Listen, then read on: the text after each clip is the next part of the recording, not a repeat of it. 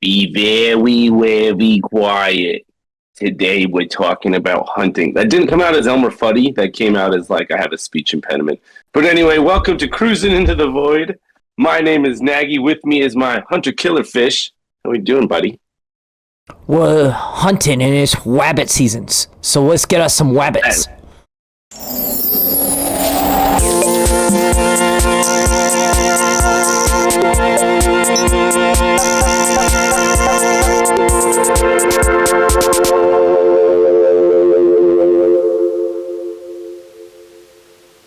So first thing, I'm going to apologize. My voice is pretty toast right now.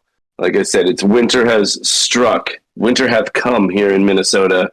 We got cold temperatures, and like every time I drop Atlas off, another kid in his class has like another cough or things. We're like, cool, that's going to be in my house shortly. So get that out of the way. But other than that, winter does bring upon us the seasons of hunting. It does.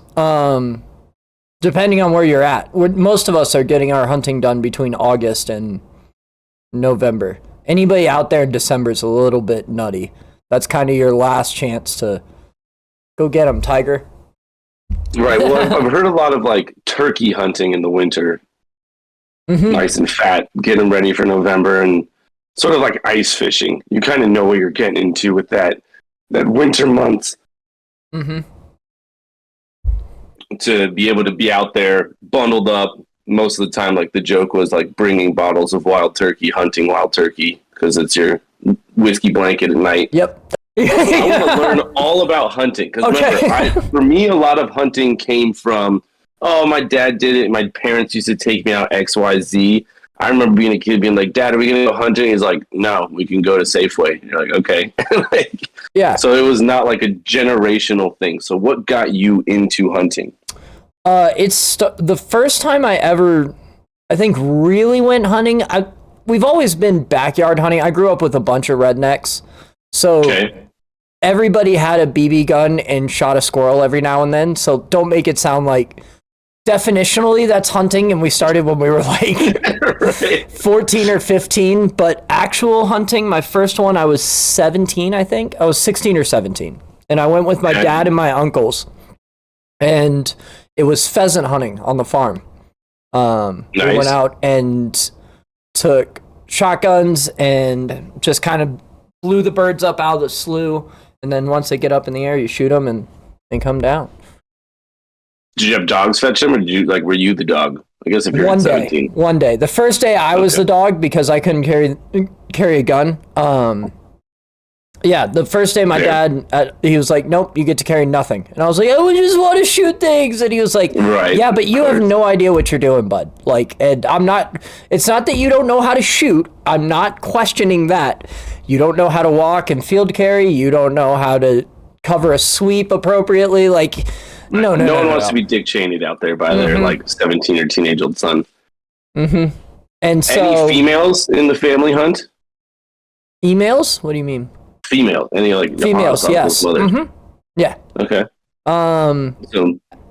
So we went that first day, and then we had a dog the second day that we were out there. Actually, from a female, she brought her dog, and. Nice. Then the third day was the first day that I shot my first bird, and I was like, woohoo! The crazy part was I didn't get a clean shot on it, obviously, because it's my first time. And it was just kind of flapping around, and my Uncle Randy goes and grabs it and hands it to me, and he goes, just wring its neck. And I'm like, wait, what? And he's like, just wring it. And I'm like, what do you mean? And then he takes it out of my hand and just like laundry machines it in front of me, and then the bird's dead, and then he hands it to me, and I was like, oh. That is not ringing. That is, I've heard about that from other people before. Like, you just like swing it around almost like a lasso and then stop it like a whip, and you just snap its neck. You're like, that's got to be its own verb. That is not a ringing in all senses of what I've seen throughout life. But so you did shotguns. Now, quick question on that. Mm-hmm. I've always wondered, when you shoot it, are you doing the thing where like you cook it and then you're eating it and you're spitting out shot? Or are you trying to do that? No, generally not. By the time you clean it, you're getting most of your shot out, because once you see the entry wounds. Yeah, once you defeather it and you pull all the feathers off, you're obviously not going to see it with the feathers. It's too much. But once you defeather it and then you start kind of chopping it up and preparing it, you find them pretty obviously and pull them out. I mean, yeah, every now and then. It happens. Yeah, there's always going to be strays. I'm not saying it doesn't happen, because it does, but it's not like... But it's not like munch spit, munch ting, munch yeah, ting. It's not like you need a spittoon next to you. You're spitting them out so often. like this bowl's for bones, this bowl's for bullets, and this bowl's for your gravy. Yeah. So, okay, so you did pheasant, and then what was your progression? Did you stay with shotguns for a while? Did you, hit... No, I actually didn't really do anything until I came back to Colorado, and then I just started getting back into bow hunting. Okay, so, wow. Yeah. So that's a big break. Well, I mean, I was always shooting in that time frame. Don't make it sound like I'm not out there. But I mean, shooting versus like going and hunting and stuff, it's... Totally. Because there's a big difference between... You have to remember, I was working on cruise ships, so like I can't go really there. Then when I was back home in Virginia, I didn't have any firearms. And then I moved to Texas, and I was in San Antonio. I don't know. I didn't really get into it there. It didn't seem like a fun place to be doing it as much as the Colorado mountains. Right. There's a big difference. When I talk to some of the guys here in Minnesota, they're like, yeah, it's illegal, but a lot of guys, like, they basically just bait. And I'm like, what is literally like throwing food or salt licks and seeing animals and then like walking out and shooting at them? Like, that is so different than Colorado, like in the mountains, setting up trail cams, finding them, going after them versus like, throw your scraps in like your backyard of big acreage and then like shoot one from your porch. South Dakota is a wild animal. This is where I started learning about it and becoming more interested in hunting. Dude, you're so dead on. There's such a famous story in my family of my Uncle Randy was cooking people breakfast for whatever. And literally in the middle of the breakfast, opens up the picture window from his sink where he was doing dishes or whatever, pulls out his rifle, shoots a deer, and then 20 minutes later goes out and gets it and then starts skinning it in the garage. Like, that's South Dakota for you. It's a very different game out there. Like I said, I grew up, it wasn't a family thing. Mm-hmm. My dad just didn't have an interest in it. He also like worked jobs where he would work in like butcheries and things like that. So he was coming home with a half a cow or a quarter cow, half a pig kind of thing constantly. So it's not like we needed venison or other stuff like that. And then when my brother-in-law entered the picture, he was an avid, diehard, one of those like push yourselves to the limits, hike in as far as you can, high-powered rifles till he moved on to bows later. And so I was like interested in it. And so I picked that up for the next 10 years. And then when I went to South Dakota with Jera, I learned about cooning, which is the most fucked up thing I'd ever learned about, which is, this is how a lot of people make their beer money in South Dakota, at least in Brookings. This was something that was popular in a small group niche of friends. Saying like Watertown. Yeah. So this isn't in major cities like Aberdeen, but it is. But it isn't. Right. So Brookings, South Dakota, home of SDSU, is town of like 25,000. It was comparable to like Fort Collins-ish. College town, but very suburban kind of things like that, little hub. And a lot of times, like, Jera had several friends that to get some beer money during certain seasons, you'd go cooning, which is you find a raccoon, you chase it down with objects and beat it to death. But you don't want to damage the pelt because you can get like 15 to 30, 40 bucks for a raccoon pelt. And I was like, what the fuck is this? Because like I opened up my buddy's deep freezer and I was like, yo, there's an animal in here. They're like, yeah, that was this big fat coon we found and trapped. And we're going to, like, in the winter, when it's spring, we're going to thaw it out, skin it, and sell it. And I was like, you're going to keep this thing in here for the next 3-4 months? They're like, yeah, we can't do it now. I was like, it's right next to your frozen pizzas, bud. It's a different world out there, man. That Midwest town is those Midwest towns are different. But, yeah, and then I've really just gotten more into bow hunting, mostly because all my stats in life are just put into stamina and dex and constitution, which makes for a pretty solid bow hunter, but it's I will say bow hunting compared to rifle hunting has a very different skill curve. When did just you because you have to learn about stalking and everything, which is a whole nother beast. So when did you pick bow? Like, what made you go, you know what? I want to go archery. Was it Legolas? Was it Rogan? Was it... No, it was honestly just because I can do it in the backyard. Because I can practice it everywhere. That's the hard part about having a rifle is if I have a rifle, you have to go to the range and train or drive out and go. You can't just shoot in the backyard. Whereas with the bow, you can just shoot in the backyard and play as much as you want. Like you saw, even if you miss the target, the arrow only goes, another 15, 20 yards, depending on how high it is. You're not going to kill people if you miss the target. You're not like worried like, I missed by 3 inches. That either hit that tree or might be in like the next neighborhood. Exactly. Or even just the fence that I have behind it. That sucks. Now I have to pull it out of my fence and I might have broken an arrow, but again, nobody's dead. Didn't go far. Okay, so it was like a necessity thing. And you're up to a 60 pounder? When I go hunting, I have it at 70 pounds, but I normally pull about 55 to 60 pounds. Okay. Yeah, that was fun stuff. And then Jude's is rocking like a 95 pound, which is just monstrous, but he's going for distance and things like that. That's just, that's a shot, but that's also, you remember just trying to pull my 70 pound, or I think we had it at 60 pounds when you had it, right? You remember just trying to pull that back. Now imagine another especially 30. Just like playing with a 40 pound for like the 30, 40 minutes of training. Like, you want to try this? Like, hell yeah. Like, oh, my shoulder. Because to be fair, the one that you had, I think we only had it like 30 or 35 pounds. It was not a heavy drum. I was just calling it 40. But I just left it there. No, that's fine. But again, you were just pulling back the arrow and shooting. Don't There was no need for like crazy like, Nagy, you want to take this 50 yarder? Like, no, because if I miss, I don't want to lose another one of your arrows. Like, I'm going for 30 yards. 30 pounds is totally fine.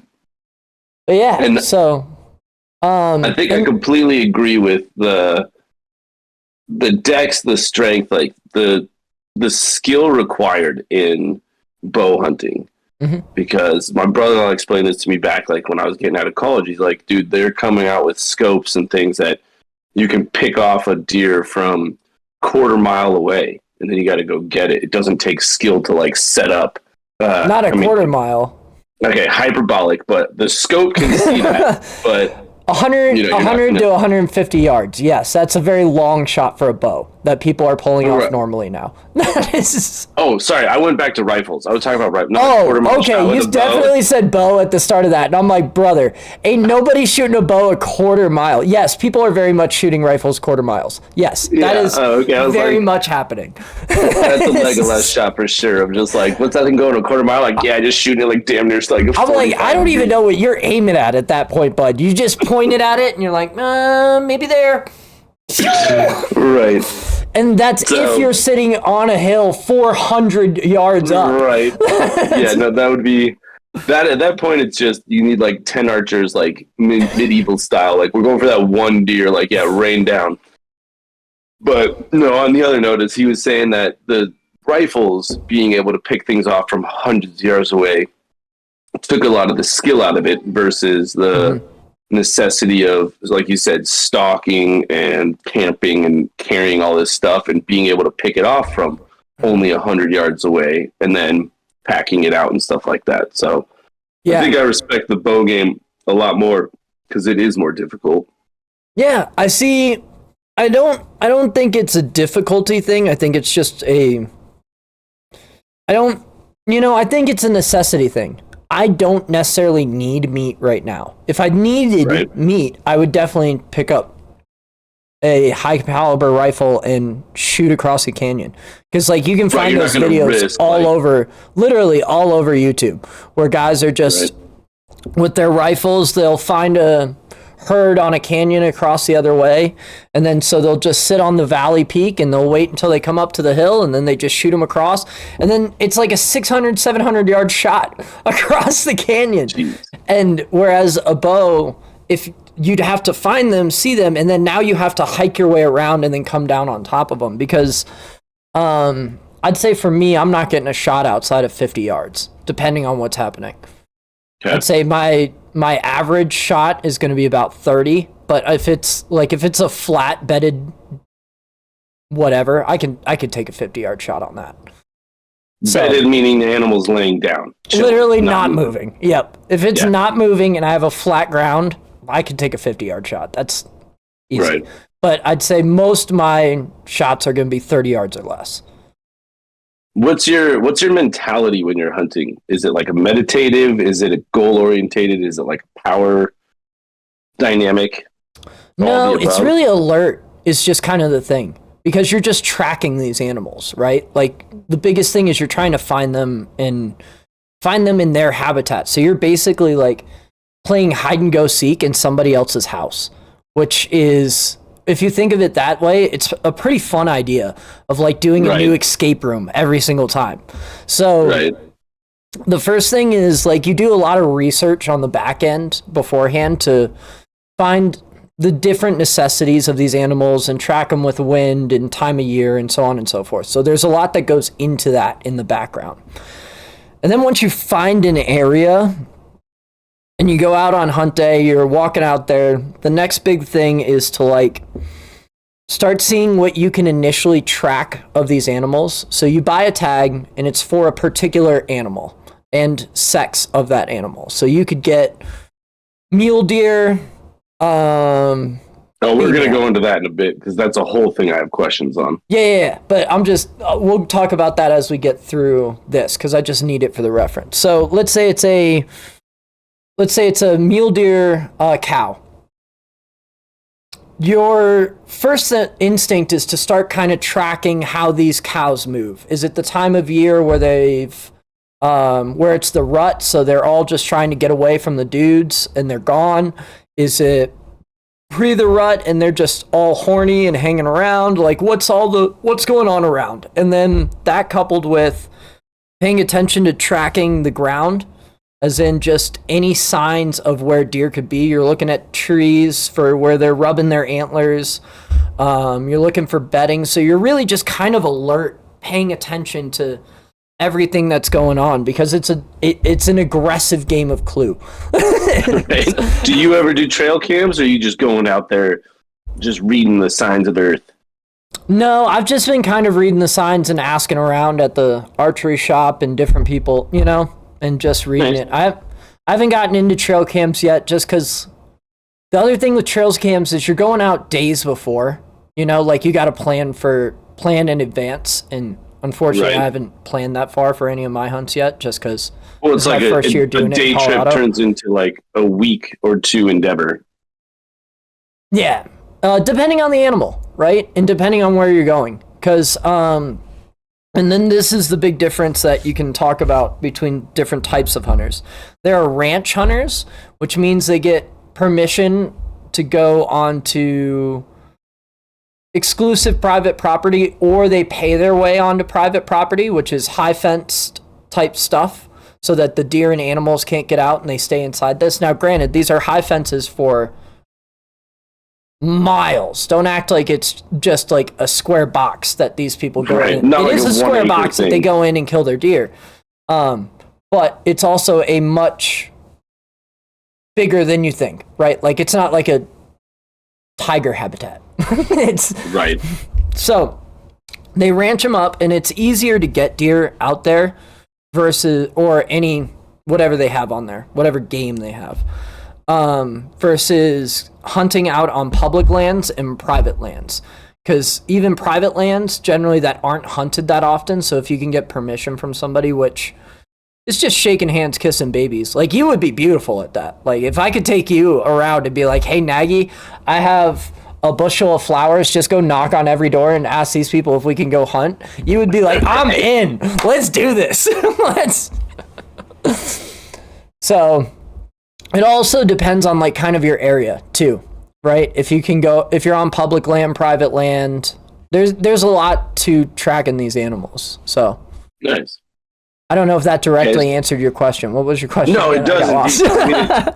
So I was going to say, because there are so many facets. Like I said, a lot of people think it's either like, you're walking down the trails of the Flatirons and you can just pull out a gun and shoot the deer that all the like tourists are seeing. You're like, no, dude, that's crazy illegal. Mm-hmm. Or like you said, yeah, I'm going hunting, and they kind of leave it at that, but it's like you didn't specify the species, the gender, whatever. So it's like, oh yeah, I'm going deer hunting. Like, I got a cow, and you're like, oh, look at that huge buck. You're going to shoot him? You're like, no, I don't have a tag for that. Like, it's far more regulated than I think a lot of people understand.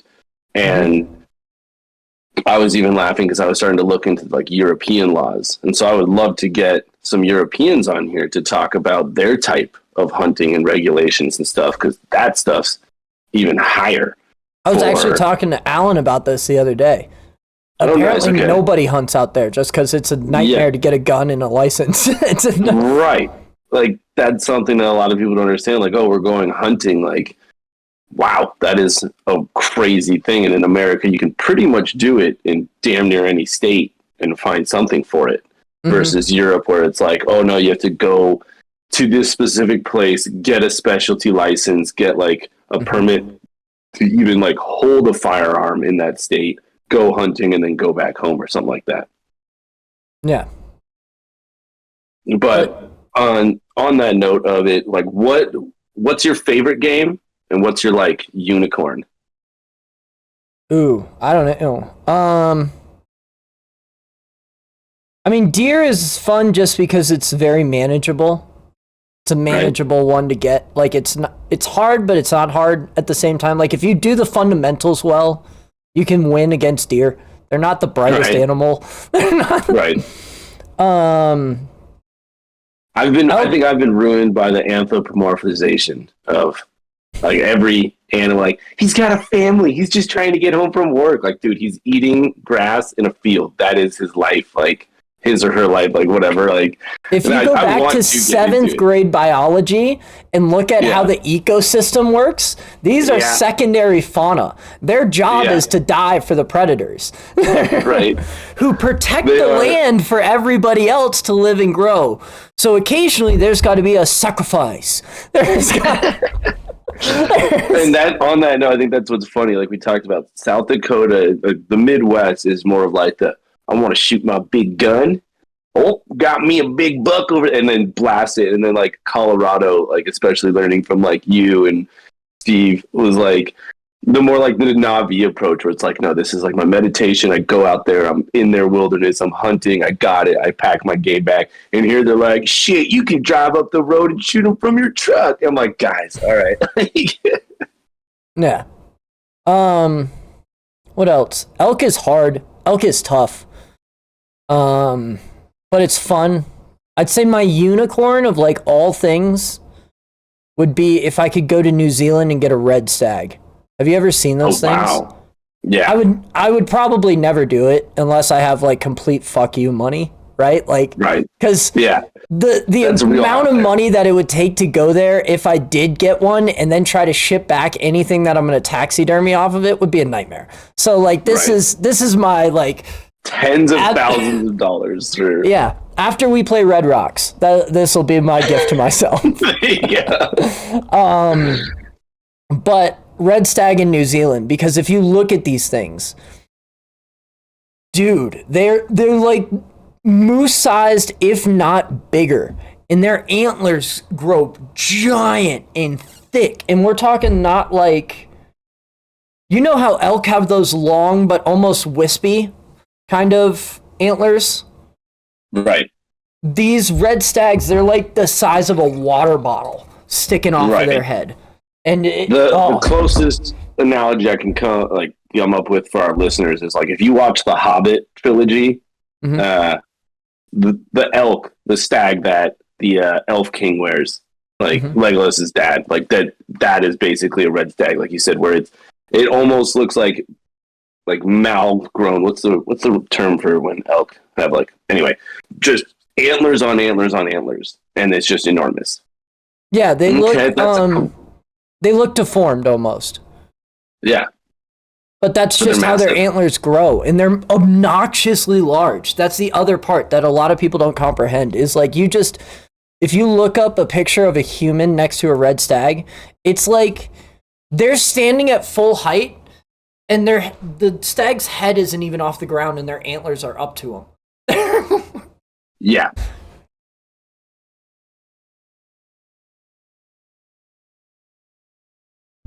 And they're just huge animals. I think the other thing that like is fun, you're just spiritually, at least for me, in touch with the world. You know? Right. Here's a cool thing that happened. I had never seen a moose like in the wild before. Seen them at your favorite park, but never in the wild. And me and my buddy were walking on this last hunt, and a female moose came in front of us. And it was this enormous cow. It was like the size of my Tacoma. And you see this thing, and it looks at you, and it's probably 50 yards from us. It's not that far. And it looks at us, and we look back at it, and then it just kind of, eyeballs you. You're trying to take in the moment as well, so you're not trying to jump up and go, get the camera, do this. You're just like, holy cow. Like, this forerunner just walked in front of me of the wild. and you take a moment, and you're like, you feel how the Native Americans back in the day could see that there were spirits in there. Right? And I don't know if there is or isn't, but I can reflect on that feeling. You know what I mean? Yeah. And so like you can see how they described nature, and it's always a very, I'd say, spiritual experience when you see stuff like that, because it's a mutual understanding between you and another thing in the world of like, hey, don't come into my space. You're cool. I'm cool. I'm gonna peace out that way.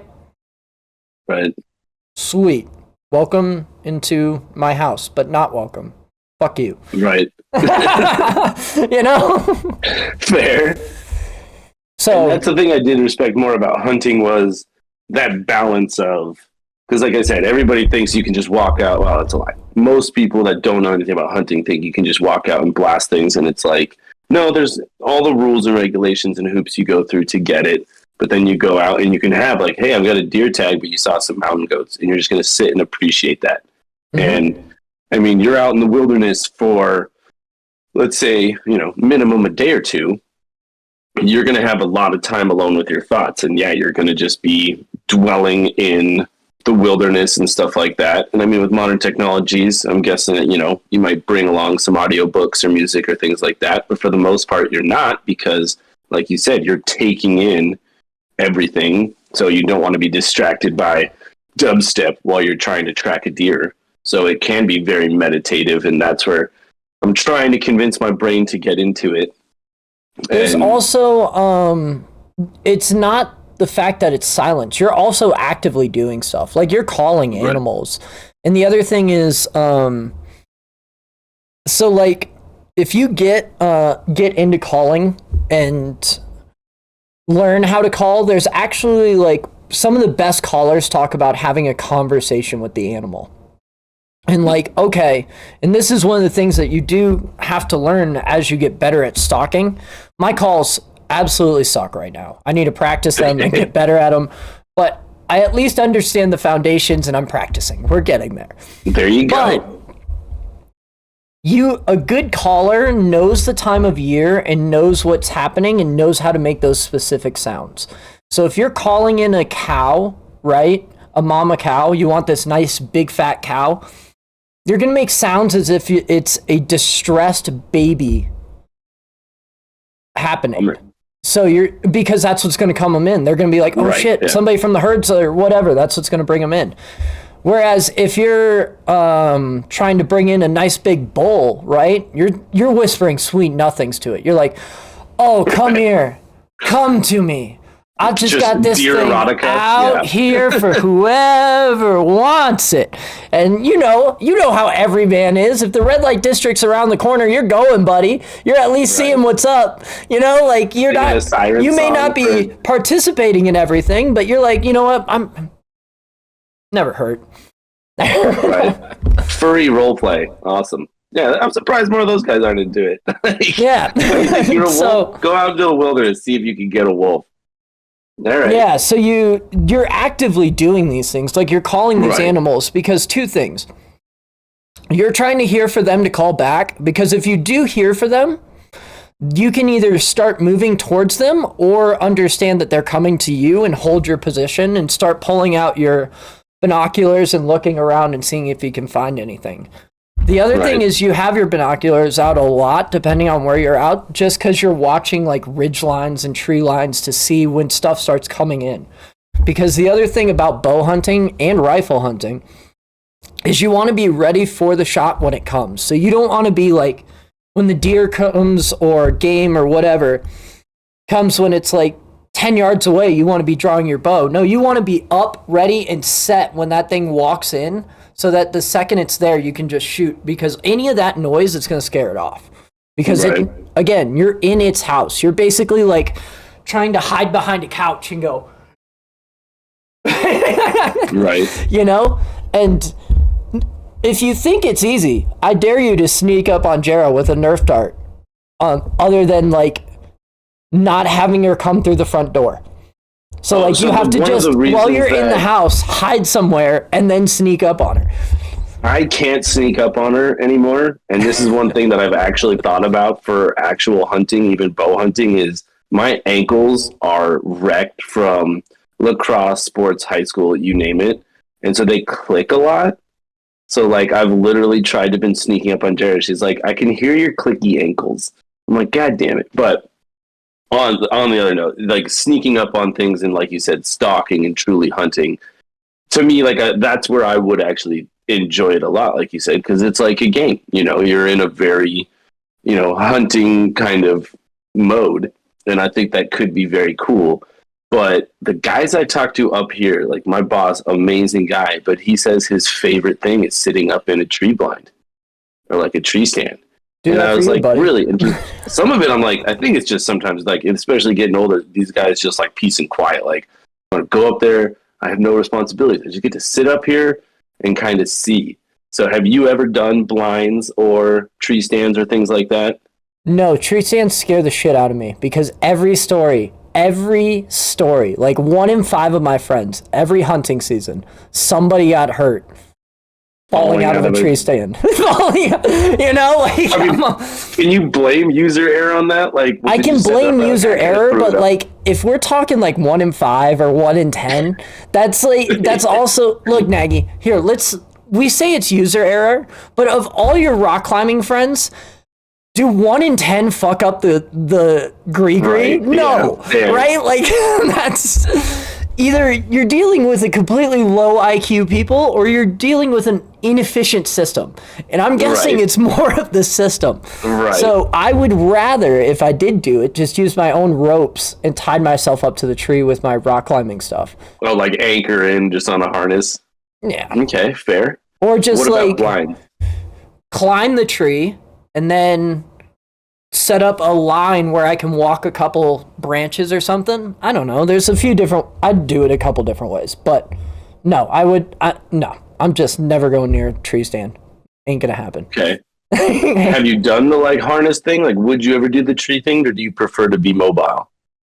I prefer to be mobile. You have, again, back to my background. I raced triathlon. I played lacrosse in college. I played tennis in college. I fight Muay Thai. Like, I'm nimble on my feet, and I have endurance, and I have dexterity, and I'm small. Like, I'm not big.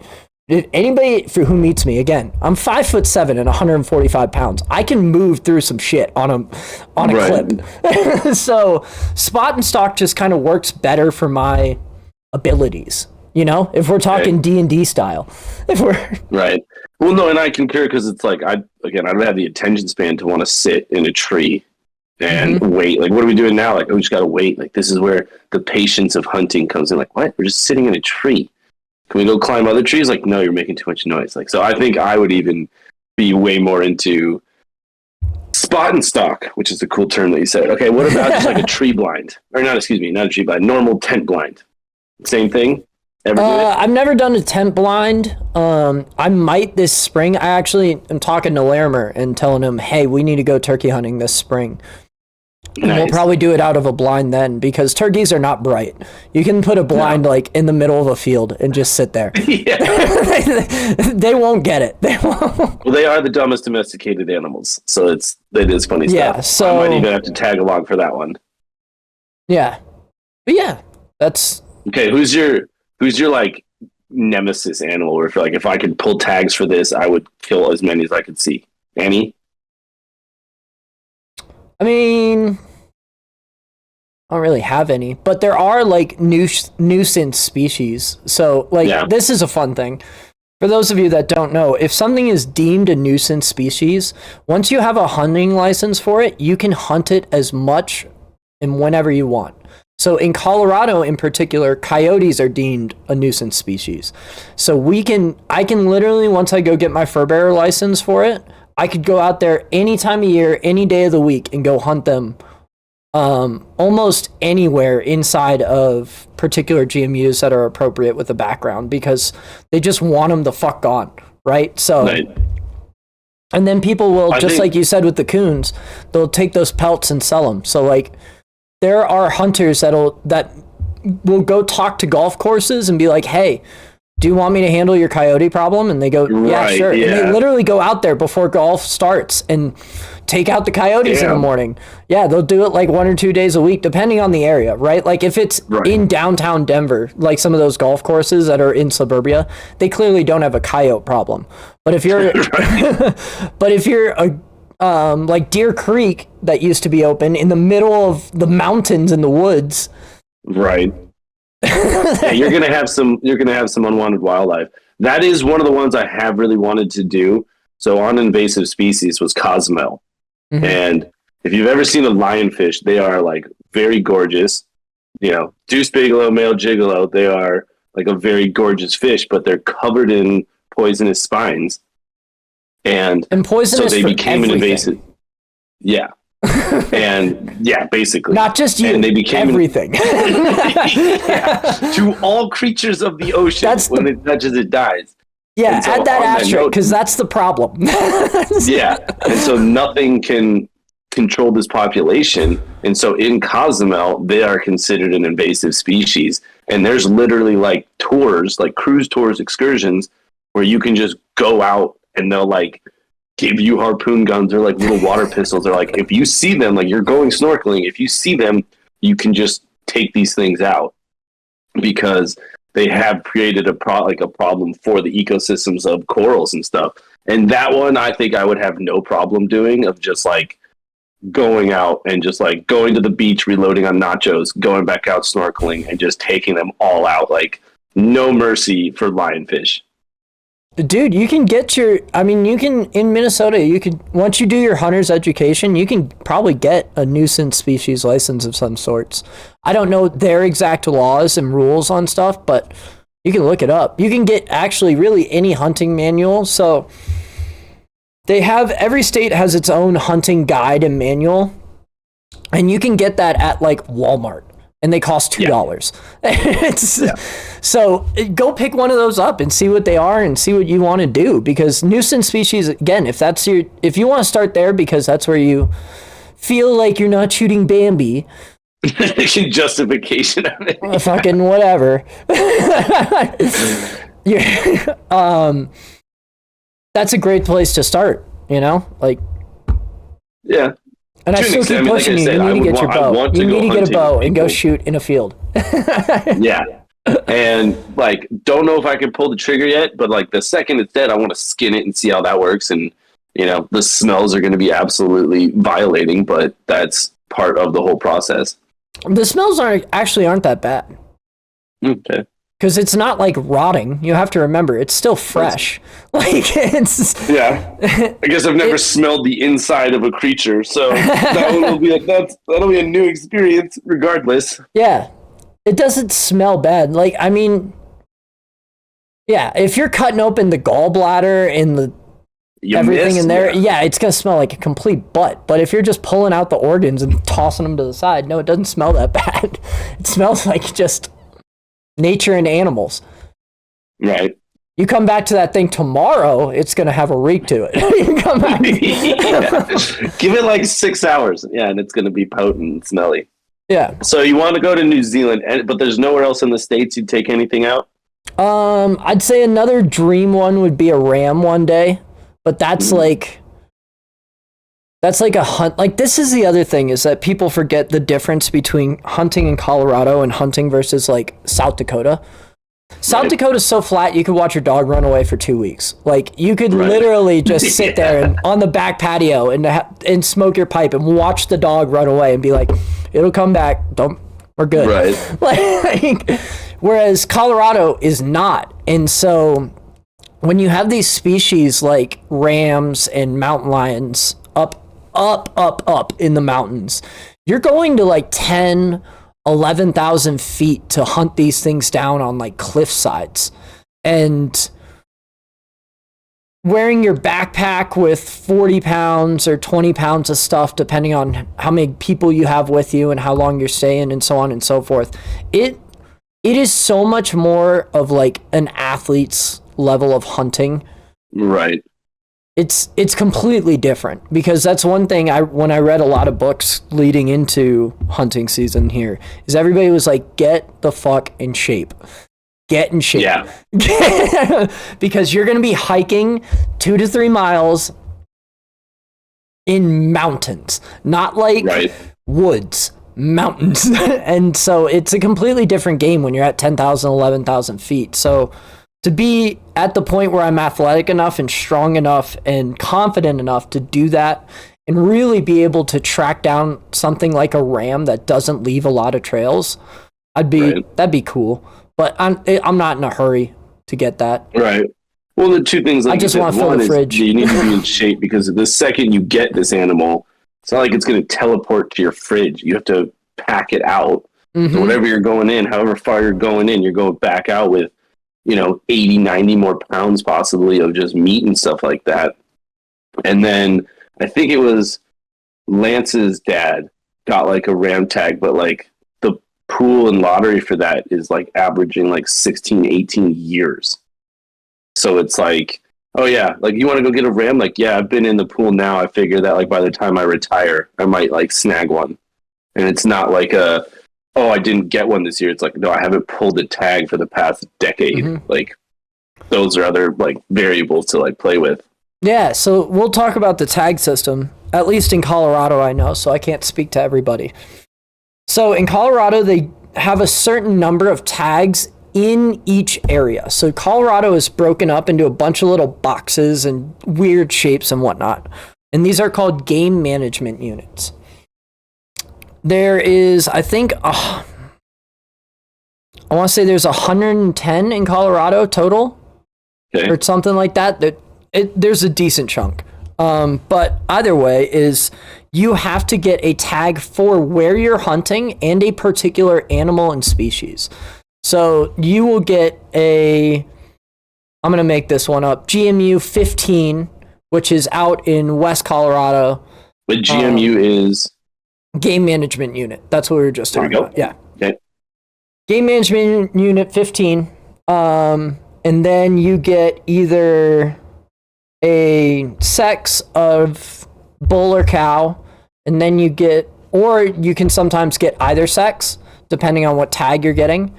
And then the other thing is you're going to get the species. So elk, deer, or white-tailed deer, mule deer, because they're are particular species, and this is how they track and manage all the population. So they say, whatever, we gave out a 10% of the population tag. I'm making that number up. It's probably not that big. But we're doing this for easy math. They give out 10% of the population tag, right? You can assume that roughly only probably 50 to 60%, if that, got actually tagged out of that. So really, you only lost about 5% of the population, which in the grand scheme of things is nothing for hunting, depending on the area and depending on what's going on, right? But that's how they track the animals and the game and everything in Colorado. So they, every year, set a particular number of tags based on the populations. And that's the part that varies so much. So if you're doing something like a mule deer, which you can find, Nagy, open your back window, you'll find mule deer. Like, right? They have numerous amounts of them. They, if you look at pronghorn, because ain't nobody catching pronghorn. Pronghorn's that's a hard hunt because they're so fast and they're out in those open plains, right? So they give out a decent chunk of pronghorn. So on and so forth. And then they also sell them both in-state and out-of-state. And one of the big things of moving to Colorado, for me at least, was I wanted to hunt so much, and it's so much cheaper here. So my elk tag this year cost me $66. I didn't get anything, but I'm more appreciative that I could go out and practice, because it only cost me $60 in the day, right? Or whatever. Right. Whereas if I was from out of state, for a lovely hike. Yeah, from out of state, it costs $460. So if you were to come to Colorado and go like hunting, you're not leaving without. There's no way you're not leaving, right? Whereas me, I'm like, whatever. I got my reps in. We're out. Right. You know. Versus me, it's like I'm staying another night, and another night I need to bag one of these things. Exactly. And again, it changes in variables, depends on how you're feeding your family for the years and so on and so forth. One of my goals is by the end of next year to be eating completely on game meat that I've hunted throughout the year. And one of the big reasons, and let's get into the why of hunting since we haven't tackled that yet, is I hate the big food system. I hate it. It's overprocessed. The animals are all treated poorly in every aspect of it.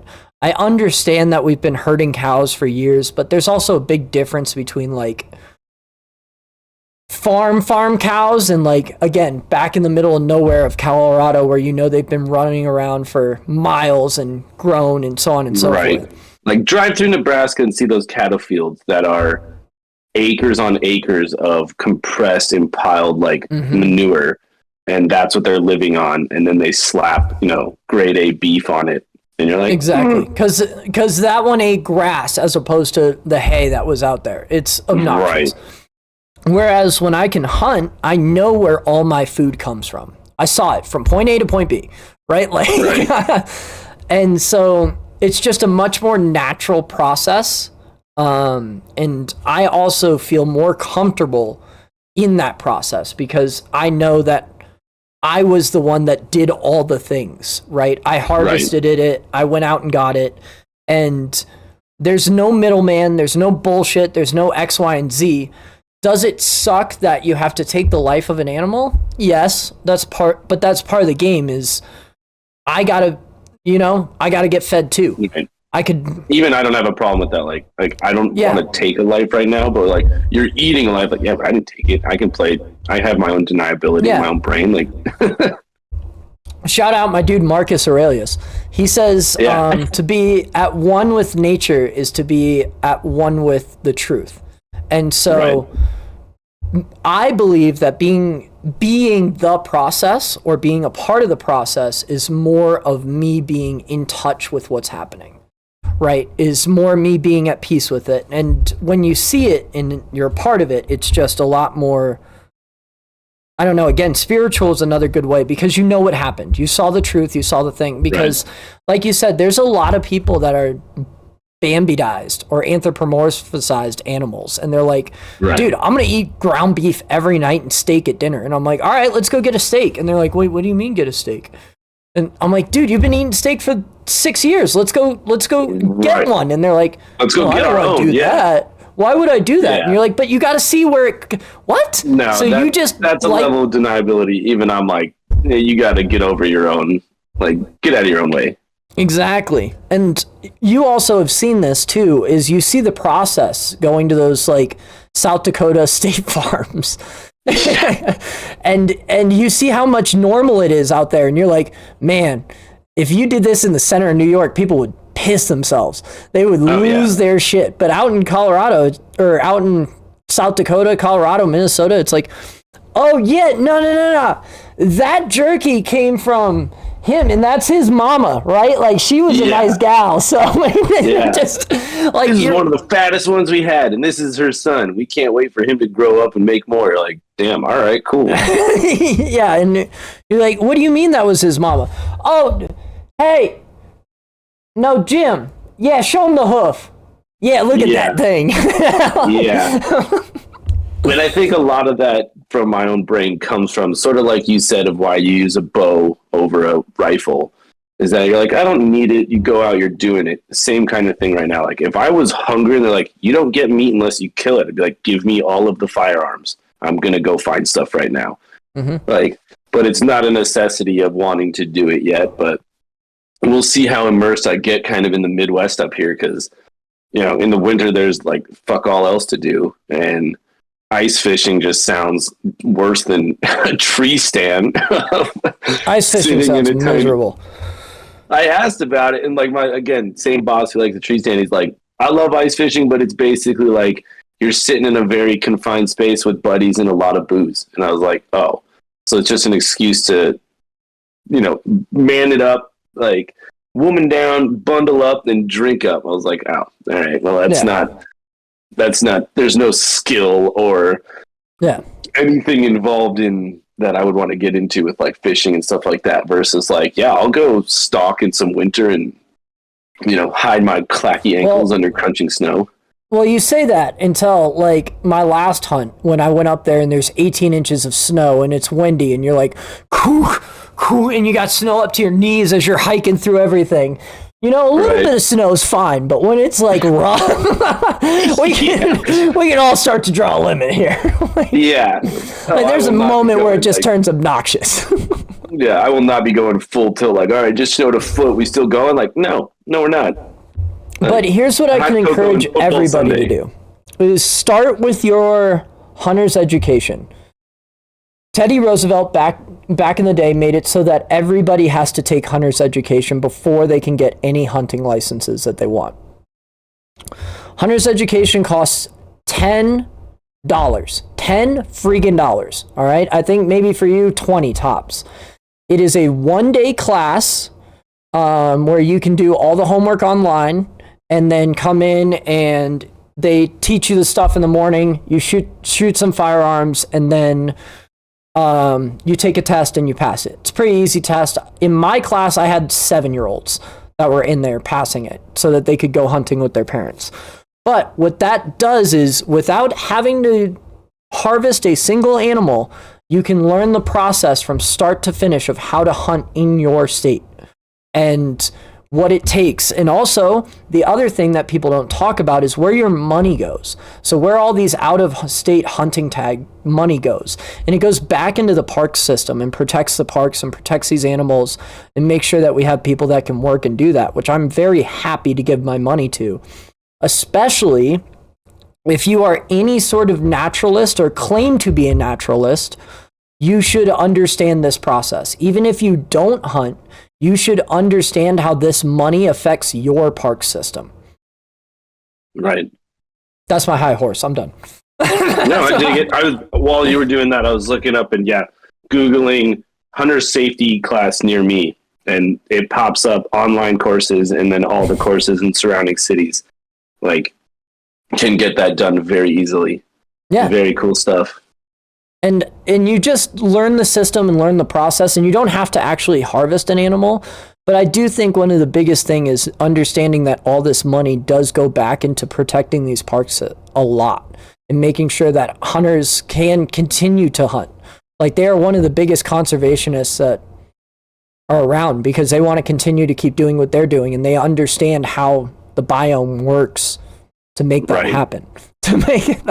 Not depleting the fauna out of a location. It's highly regulated. Like, we need to hunt this area because they will become a problem, or you can't even go near this area because it's down right now. Move along kind of thing. So yeah, very interesting stuff. And looking at my brother-in-law's app, that's Hunt Wallet, and it was very interesting to scroll through and kind of do, because it was a very nice introduction to it. It's kind of where I started my research on this of what do you need to hunt, and it lists like the license and states and the GMUs you talked about and things like that. And then their app just puts it all in one place. And then it goes into a bunch of stuff that I need more education on, because it's good for beginners, but it is based for like advanced hunters that know what they're doing to consolidate it all in one. So shout out to Hunt Wallet. If you want to send us some free stuff, always down for it. But no, to be fair, it did look like a really cool app when I was playing with it. I wish I did have it earlier, because they do have a fun checklist for everything in there. And you can also keep all your licenses, other than your obvious tag that you have to put on your animal, inside that thing in a downloadable port form, so that you don't have to carry shit more than just your phone with you. So like, it is a dope app. I'm going to be honest. Yeah. And like I said, being up here, and half the time I'm like, hey, you guys want to come over for games this weekend? Like, oh, we're going hunting. I was like, son of a bitch. I'm going to have to make friends up here. Going to have to maybe get into this. So Nagy, it sounds like you're going to have to put down the hunting board games and actually pick up a... No, you're going to have to do some IRL questing here, bud. You're going to have to do some... Cool, man. Well, what do you want to leave the people with? Take your hunter's education. If you don't even finish the class, at least take that online thing. It is probably 4 hours of your time, and it's super enjoyable, and you can learn about a lot. At least even learn about a culture, right? Right. So, yeah, that's it. Nice. Sweet. Well, until next time, guys, don't forget to like and subscribe. Appreciate you listening. Go out and kill something, and then eat it and earn it. Harvest, not kill. Harvest. Great. Way better term. Is AB Fantasy, brought to you by Schnaggles. Hey guys, Nagy here. Got a nice little book I wrote. This is from my son Atlas. Available on Amazon. You can order your copies. This is an alphabet book to teach your kids all the letters of the alphabet with amazing pictures and fun rhyming schemes. I was really bored of reading Atlas's books because they weren't entertaining, so I decided to make one of my own. But check it out. Give it a like on Amazon. Made it as cheap as possible while still making a solid $1.50 for myself. So check it out. It'll make the hero out of all of us while we learn the alphabet together. Thanks, guys.